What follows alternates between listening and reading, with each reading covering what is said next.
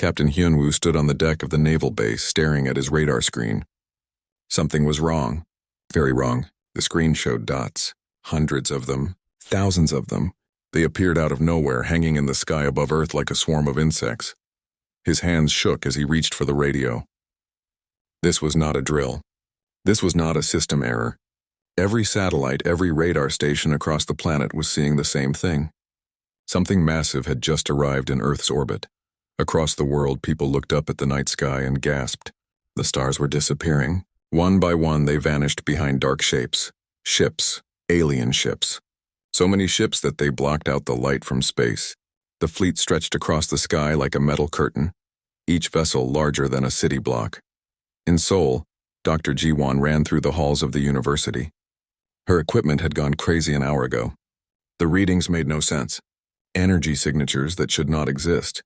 Mass readings that defied physics. She burst into the observation room and looked at the main screen. Her coffee mug slipped from her hand and shattered on the floor. At Camp Humphrey, Sergeant Dae-jung was woken by alarms. Loud, urgent alarms that meant only one thing. Red alert. All personnel to battle stations. He pulled on his uniform and ran outside. Other soldiers were pointing at the sky. He looked up and felt his stomach drop. The ships were so large he could see them with his naked eyes, even though they were in orbit. On the command ship high above Earth, Commander Veltorix smiled. This would be easy. His tactical officer showed him the scan results. The planet had primitive technology, basic satellites, simple aircraft. Their weapons were chemical-based. Their computers were slow. They had no shields, no energy weapons, no faster-than-light travel. This was classified as a Class 7 primitive world. The Varillian Empire had conquered 847 systems. This would be number 848. Veltorix estimated the entire operation would take less than 2 days, maybe even less than 1 day.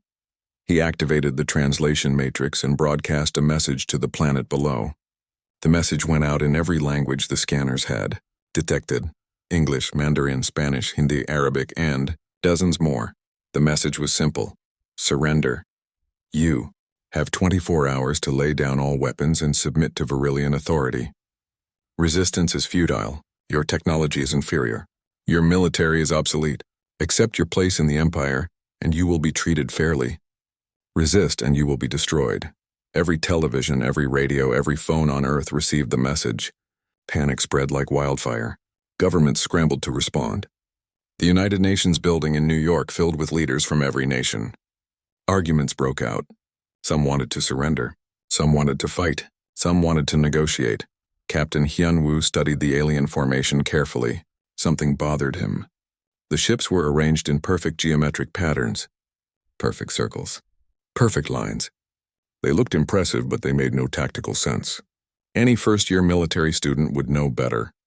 The formation had gaps, weak points. It was like they were more concerned with looking powerful than actually being powerful. He called his superior officer and shared his observations. Within an hour, military analysts around the world were studying the same thing. The aliens had positioned their fleet for maximum visual impact, not maximum combat effectiveness. It was strange. Very strange. Dr. Ji-won worked through the night analyzing the alien signals. She noticed something odd. The technology signatures were advanced, yes, but not as advanced as they should be. The shields operated on frequencies that were easy to detect. The power systems had clear heat signatures. Their communications were encrypted, but the encryption was old. Very old. She sent her findings to the government. Within minutes, her phone rang. It was the military. They wanted her at the command center immediately. She grabbed her laptop and ran. Sergeant Dae-jung and his unit prepared for combat. They loaded weapons, checked ammunition, and waited for orders. The mood was tense. Everyone knew what was coming. The aliens had given Earth 24 hours. That deadline was approaching fast. As the hours passed, something unexpected happened. Humanity did not fall into chaos. Instead, something else emerged. Something the aliens had not anticipated. Unity. Old enemies put aside their differences. Nations that had been rivals for decades suddenly became allies. The entire planet had one common goal now: survival. Military bases worldwide went to full alert. Fighter jets launched and circled in formation. Naval fleets moved into defensive positions. Artillery batteries powered up. Missile systems came online. If the aliens wanted a fight, Earth would give them one. Commander Veltorix watched the deadline approach with satisfaction. The primitives had not responded to his demands. That meant they would resist. Good. A quick military victory would be more impressive on his record than a simple surrender. His crew prepared the assault craft. The landing parties checked their weapons. Everything was ready. He did not bother to do a detailed scan of the planet's current military capabilities. The preliminary data was enough. Primitives were primitives. They would have made some advances since the radio signals his ship had detected from 80 years ago, but nothing significant. Nothing that could threaten his fleet. That was his first mistake. As the deadline expired, Veltorix gave the order. The attack began. Assault craft launched from the capital ships, hundreds of them, streaming down toward the planet's surface like falling stars. They targeted major military installations first. That was standard procedure. Captain Hyun-woo watched them come. His finger hovered over the fire control button. All across Earth, thousands of soldiers did the same. They waited until the alien craft entered the optimal range. Then as one, they fired. The sky lit up with explosions. Surface-to-air missiles streaked upward. Fighter jets engaged the alien escorts. Naval vessels launched their payloads. The aliens had expected primitive weapons. They got modern warfare. Sergeant Dae-jung watched through his scope as the first alien landing craft approached his base. He waited until it was close enough, then gave the command. His unit opened fire with everything they had. The alien craft staggered in mid-air, its shields flickering under the assault. It tried to retreat but was too slow. A javelin missile hit it dead center. The craft exploded in a ball of fire and crashed into the empty field beyond the base. All across Earth, the same scene repeated.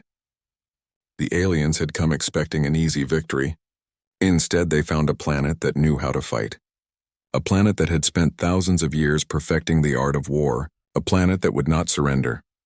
On the command ship, Commander Veltorix stared at his status board in disbelief. Red lights blinked everywhere. Craft destroyed. Shields failing. Casualties mounting. This was impossible. The primitives should not be able to fight back like this. His tactical officer looked at him with fear in his eyes. Veltorix finally did what he should have done from the beginning. He accessed the Galactic Archive and searched for detailed information about this planet.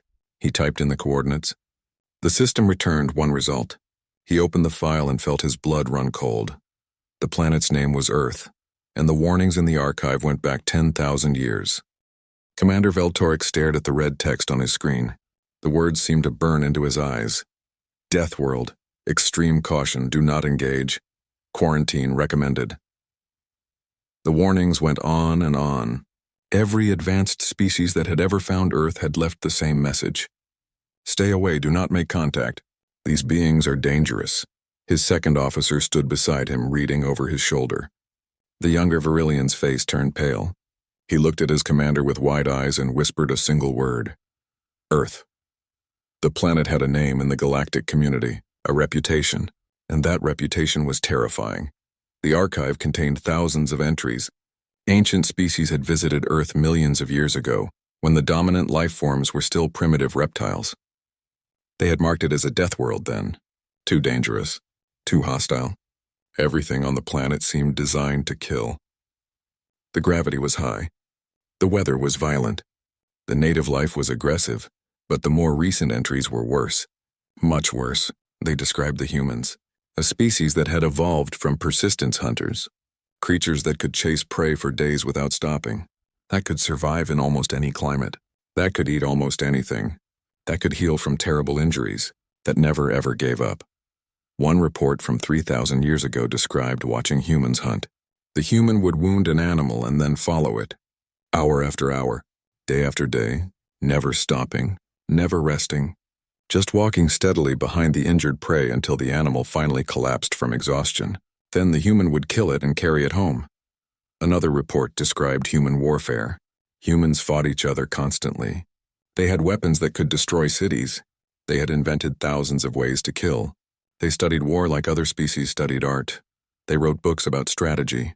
They built schools to teach combat. They never stopped improving their methods of destruction.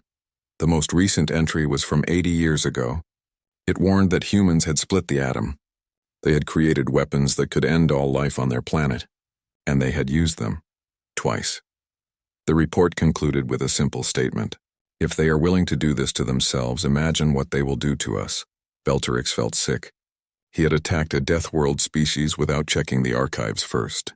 He had brought his fleet to Earth based on old radio signals that made them seem primitive. He had assumed they would still be primitive now. That assumption was destroying his fleet. On Earth, the first wave of alien attackers was being torn apart. F-35 fighter jets screamed through the sky, their missiles finding targets with deadly accuracy. The alien escort fighters were fast, but they were not agile. They had been designed to fight in the vacuum of space against slow-moving targets. They could not handle atmospheric combat against human pilots who had trained their entire lives for exactly this kind of fight. Sergeant De Jong led his team across the base perimeter. They had destroyed 3 landing craft already. Now they were hunting a 4th that had crashed in the nearby forest. The alien survivors were armed, but they moved clumsily in Earth's gravity. Their weapons were powerful but inaccurate.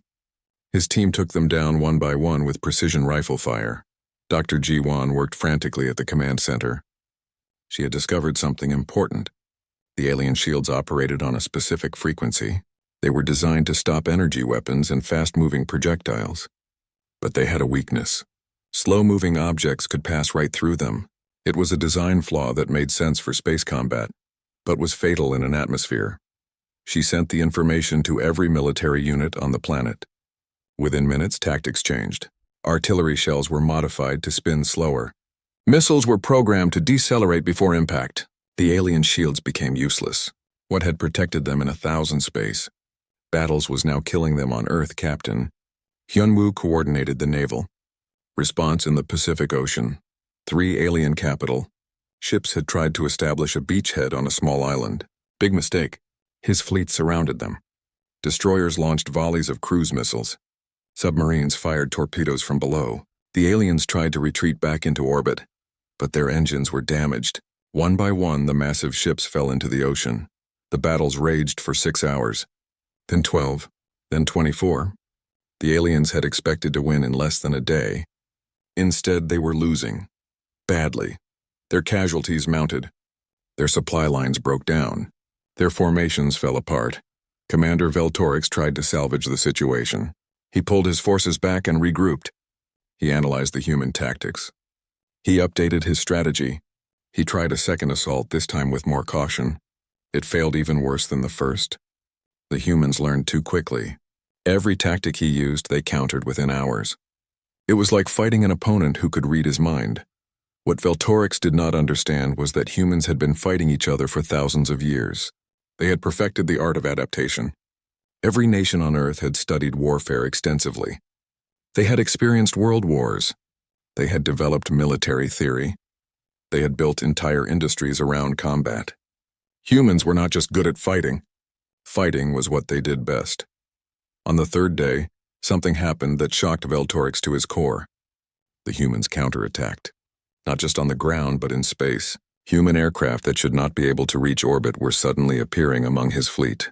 They had somehow modified their fighters to operate in the vacuum. It should have taken years to develop that technology. They did it in 3 days. The modified fighters were crude. They could only operate for short periods before their pilots needed to return to the atmosphere. But they were effective. They struck fast, destroyed targets, and retreated before the Virillian weapons could lock on. It was guerrilla warfare in space, and it was working. Dr. Ji-Wan had helped design the modifications. It was not elegant technology. It was barely safe. But it worked. That was the human way. If something needed to be done, they found a way to do it. They did not wait for perfect solutions. They built working solutions and improved them as they went. Sergeant De Jong was part of another innovation. His team had captured an intact alien fighter that had made an emergency landing.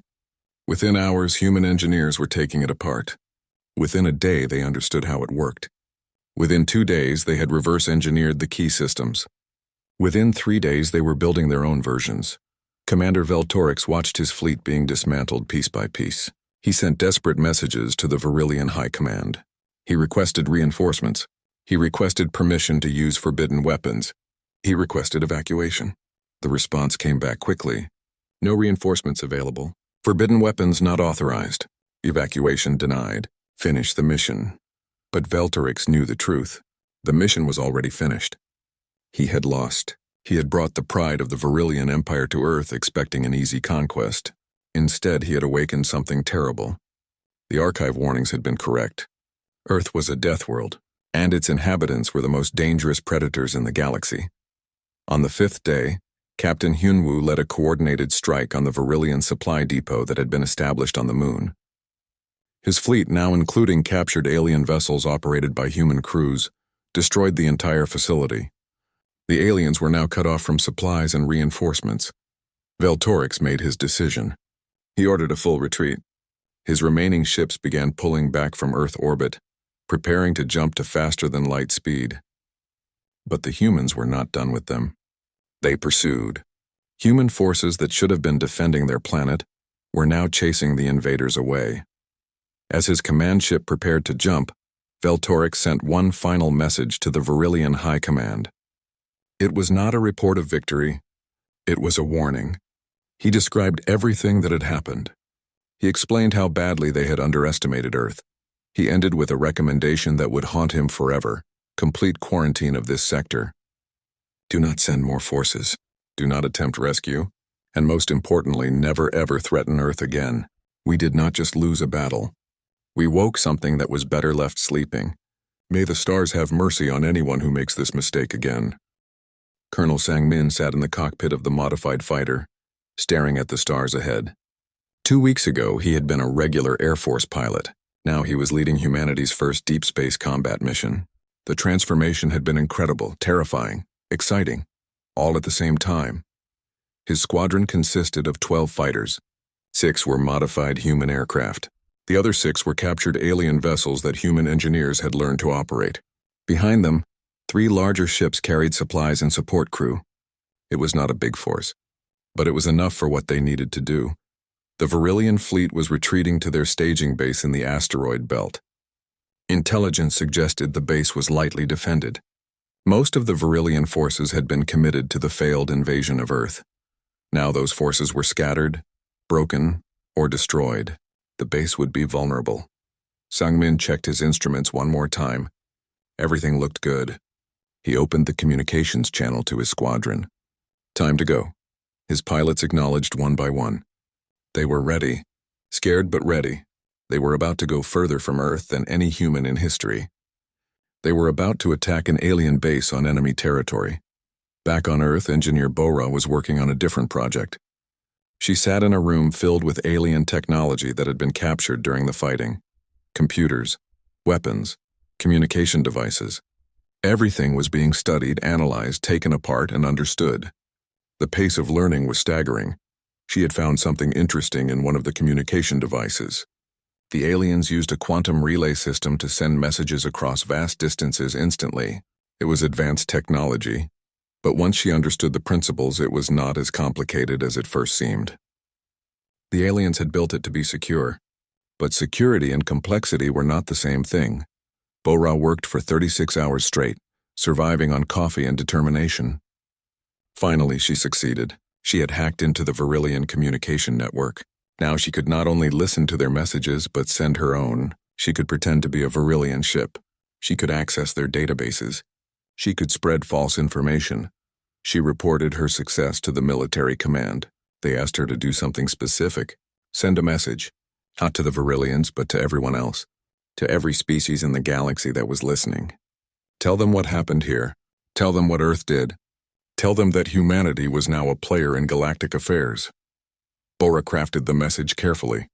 She kept it simple and direct. This is Earth. We are a human civilization from the planet in Sector 774. An alien empire attacked us without warning. We defended ourselves, we won. We are now capable of space travel and space combat. We seek peaceful contact with other species, but we will defend ourselves against any threat. Remember our name. Remember what we did. We are Earth. The message went out across 10,000 star systems. It reached species that humans had never heard of. It reached civilizations that were millions of years old. It reached the Galactic Council, the loose confederation of species that governed most of known space. And everywhere it reached, it caused the same reaction: shock, disbelief, fear. A Death World species had just announced itself to the galaxy, not with a plea for help, not with a request for guidance, but with a declaration of strength. They had defeated a major empire in less than 2 weeks. They had gone from planetary species to spacefaring species in the same time. They had learned, adapted, and overcome in ways that should not be possible. Dr. Jiwan was part of the team analyzing captured Virillian data. She had found their star charts, their trade routes, their colony locations, and most importantly, she had found the coordinates of their home world. The information was valuable. It gave Earth leverage in any future negotiations. It also gave them targets if negotiations failed. She passed the information up the chain of command. Politicians debated what to do with it. Some argued for an immediate strike against the Virillian homeworld, make them pay for attacking Earth, show the galaxy that humanity was not to be trifled with. Others argued for restraint. They had defended themselves successfully. Anything more would make them the aggressors. While the politicians debated, Colonel Sang-min and his squadron arrived at the Virillian staging base. They approached carefully, scanning for defenses. The base was larger than expected. It was built into a massive asteroid, with docking bays, weapons platforms, and shield generators. But many of the defenses were offline. The base was in chaos. Ships were arriving and departing constantly. Wounded were being evacuated. Supplies were being loaded. Sang-min made the call. Attack now while they are disorganized. His squadron split into 3 groups. One targeted the shield generators. One targeted the weapons platforms. One targeted the docking bays where ships were refueling. They struck fast and hard, using tactics the Virillians had never seen before. The generators exploded in bursts of blue fire. The weapons platforms went silent. The docking bays erupted in secondary explosions as fuel stores ignited. In less than 10 minutes, the Virillian staging base was crippled. Ships trying to escape were disabled. Those trying to fight back found their weapons damaged or destroyed. Sang-min led his squadron back toward Earth.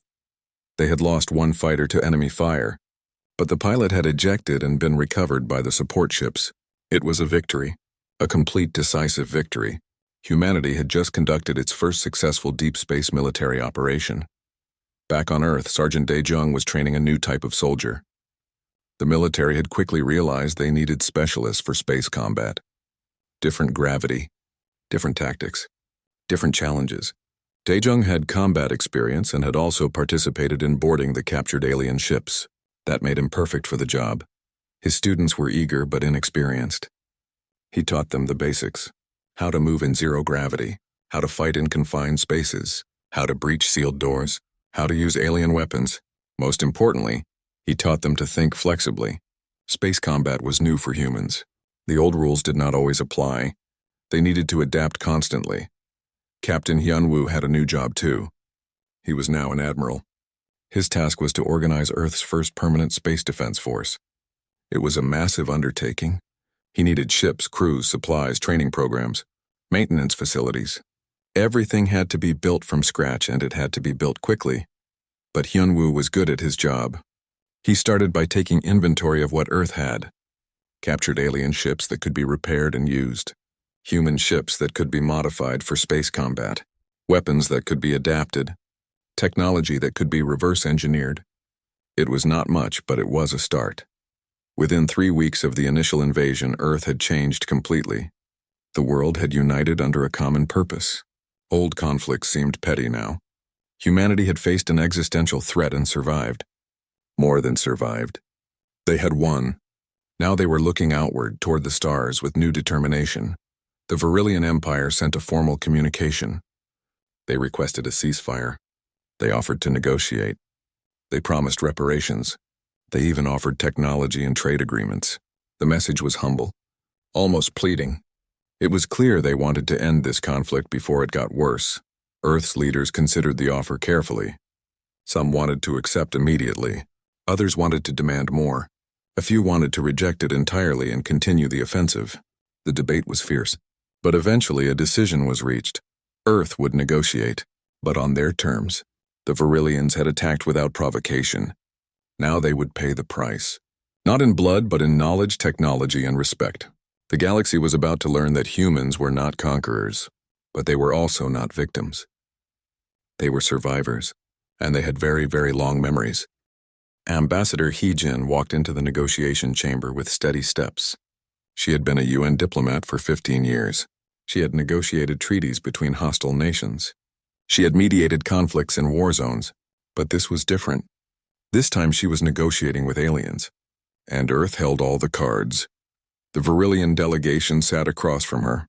They looked nervous. Their leader, a diplomat named Kreshitar, bowed his head respectfully. It was a gesture of submission in their culture. He-jin acknowledged it with a slight nod. She sat down and placed her datapad on the table. Time to begin. The Virillians started with apologies. They claimed the attack had been a mistake. They said Commander Velterix had acted without proper authorization. They insisted the Empire had not known Earth was a death world. They offered sympathy for the lives lost.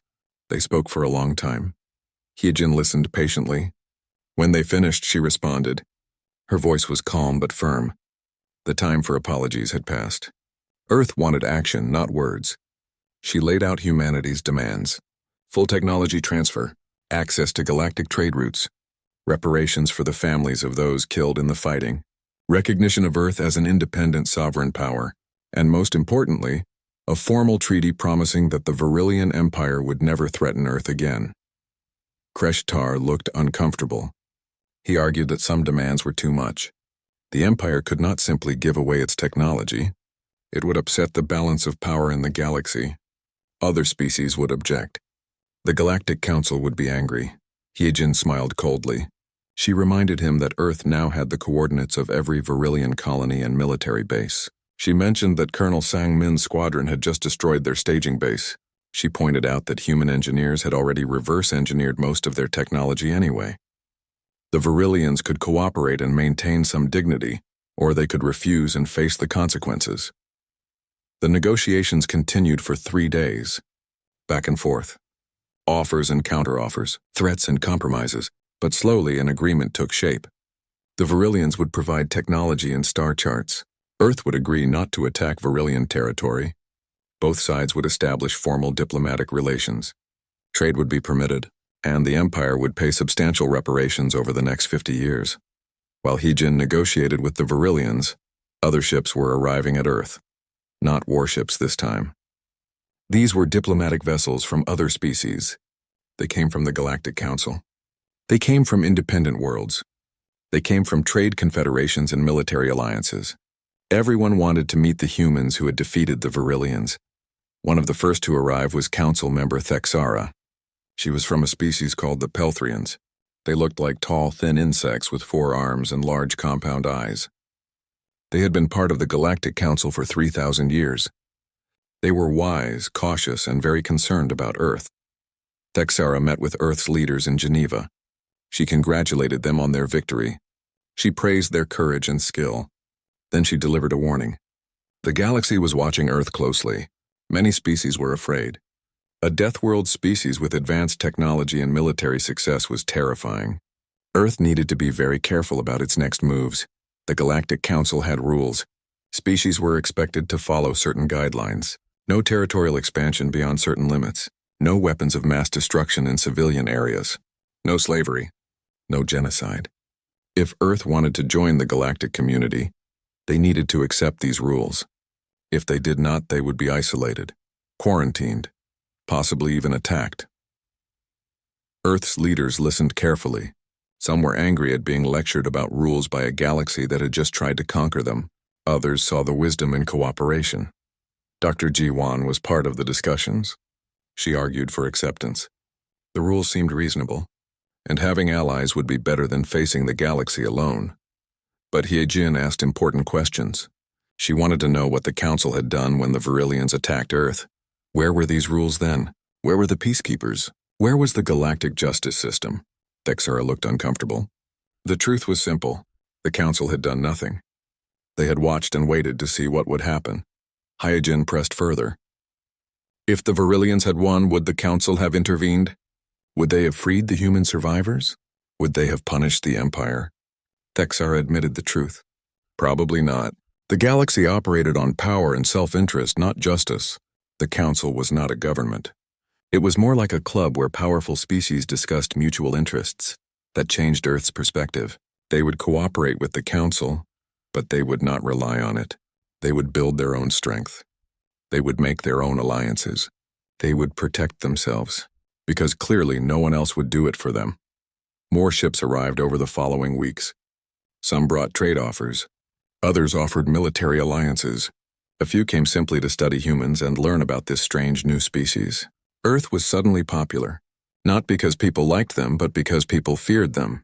And in galactic politics, fear was often more valuable than friendship. Dr. Ji Wan led the scientific delegation that met with other species. She discovered something fascinating. Human thinking was different from most alien species. Humans were generalists. They could do many things reasonably well. Most alien species were specialists. They were excellent at specific things but struggled with others. This explained why humans had adapted so quickly. When faced with a problem, they could approach it from multiple angles. They could combine different types of knowledge. They could improvise and innovate. Other species tended to follow established patterns. They had one way of doing things and they stuck to it. It made them predictable. It made them vulnerable. Engineer Bora continued her work on alien technology. She had teams now, hundreds of engineers and scientists working around the clock. They were not just copying alien designs. They were improving them, making them better, making them human. One of her biggest projects was faster-than-light travel. The Virillians used a jump drive system that was reliable but slow. It could take days or weeks to travel between star systems. Bora studied the principles and found ways to make it faster, much faster. Her improved design could cut travel time by more than half. She shared the breakthrough with the scientific community. Not just human scientists, but alien ones too. Some of her colleagues were shocked.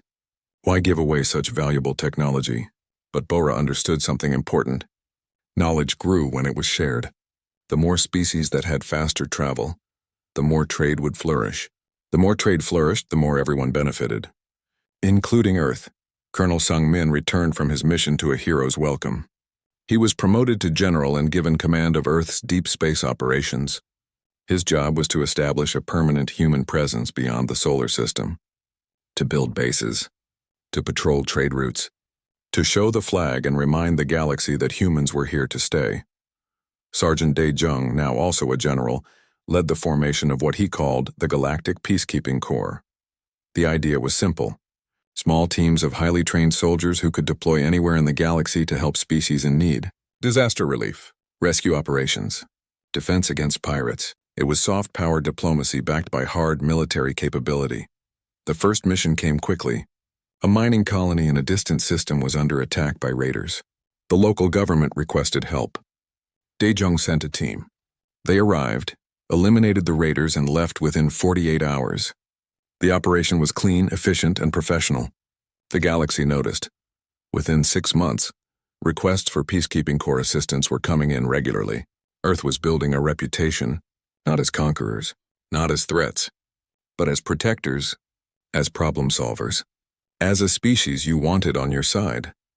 Ambassador Hye Jin stood before the Galactic Council and made her final statement. Earth accepted the Council's rules. Earth would join the galactic community as equals, not subjects. And Earth would remember both its friends and its enemies. The Council voted. Earth was accepted as a full member. The Death World species had arrived, and the galaxy would never be the same. 5 years had passed since the Virillian invasion. Admiral Hyun-woo stood on the bridge of the ESS Unity, Earth's first purpose-built space carrier. Through the viewport, he could see 3 human colonies on distant worlds. Mars base had 2 million residents now. The moon station housed 500,000. And Earth's first extrasolar colony was thriving on a planet they called New Hope. The transformation had been remarkable. Earth was now a major power in galactic politics. Human ships patrolled important trade routes. Human engineers helped other species with technological problems. Human diplomats negotiated treaties and settled disputes. The galaxy had learned to respect humanity, and in many cases to rely on them. But Hyun-woo was worried.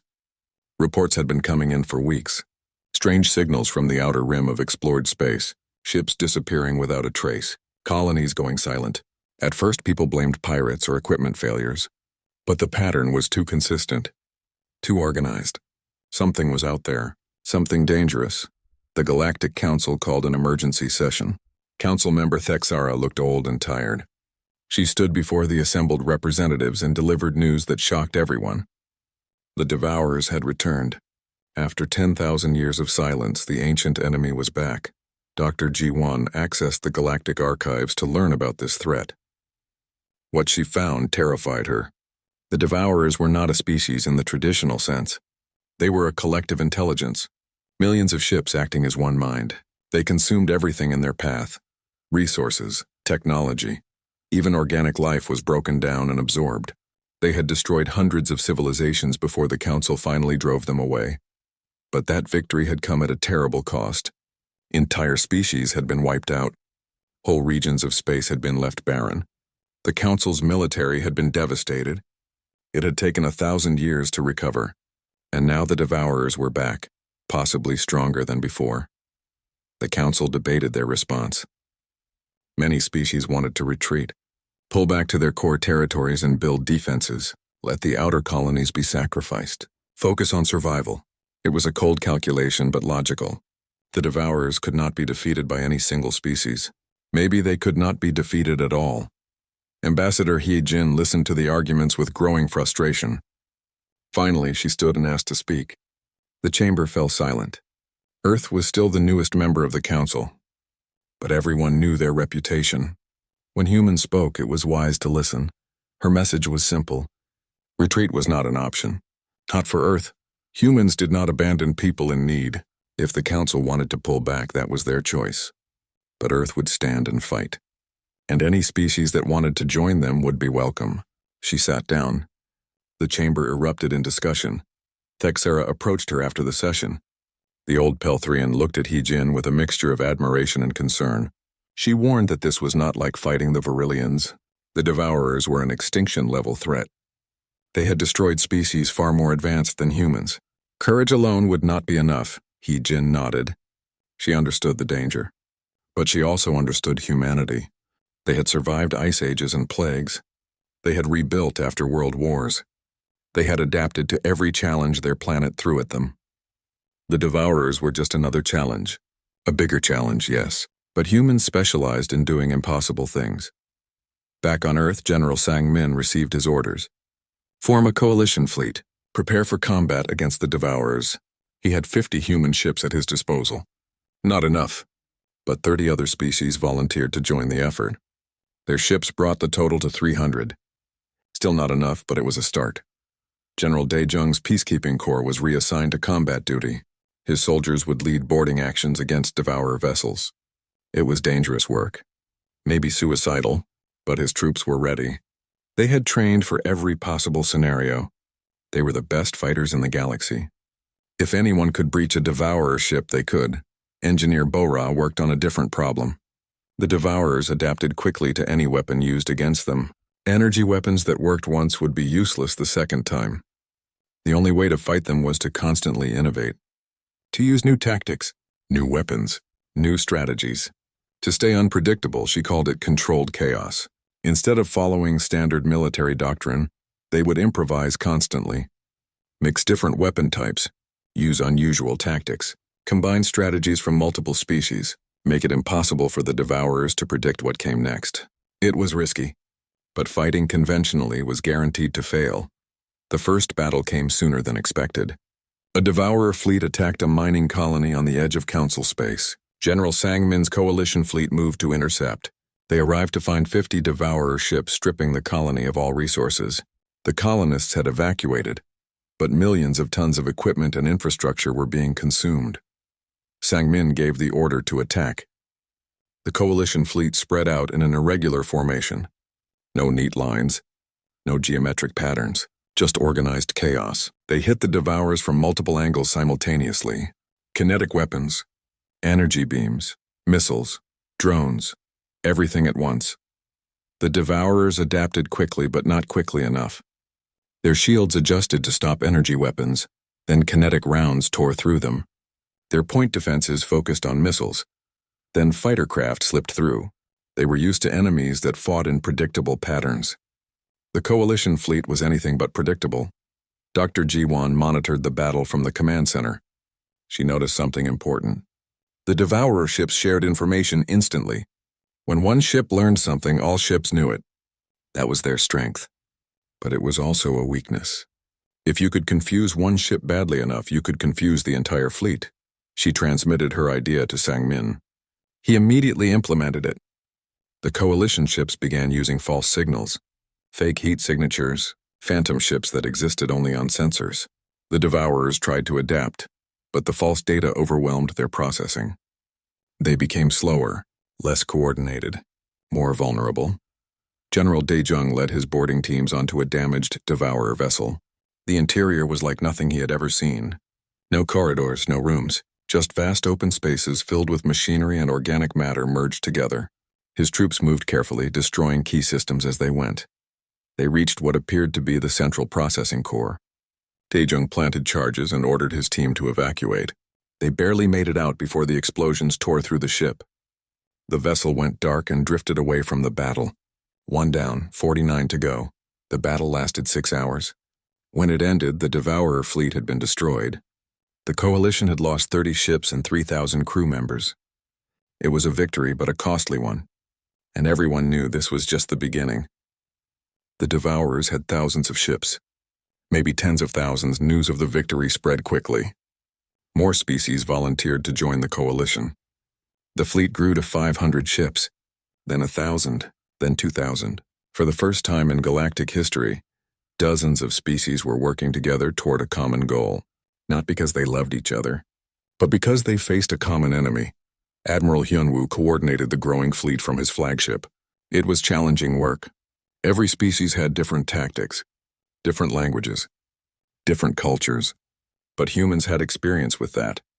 Earth itself was a planet of different cultures working together. Hyunwoo applied those same principles on a galactic scale. More battles followed. Each one was different. Each one required new tactics. The Devourers learned and adapted, but so did the Coalition. And the Coalition learned faster. They had something the Devourers did not: creativity, innovation, the ability to think in ways that had never been tried before. Council member Thexara watched the human-led coalition with amazement. She had lived for 200 years. She had seen countless wars and conflicts, but she had never seen anything like this. Humans had taken a terrified, divided galaxy and turned it into a unified fighting force. In less than 5 years, they had gone from unknown primitives to galactic leaders. The war continued. Months turned into years. The fighting was brutal. Millions died. Hundreds of worlds were damaged or destroyed. But slowly, steadily, the Coalition pushed the Devourers back. They reclaimed lost territory. They freed occupied colonies. They proved that the ancient enemy could be defeated. Finally, after 3 years of constant warfare, the last Devourer ship was destroyed. The collective intelligence was broken. The threat was ended. The galaxy erupted in celebration. Species that had fought alone for millennia had won by fighting together, and at the center of that unity stood Earth. Ambassador Hyejin addressed the Galactic Council one final time.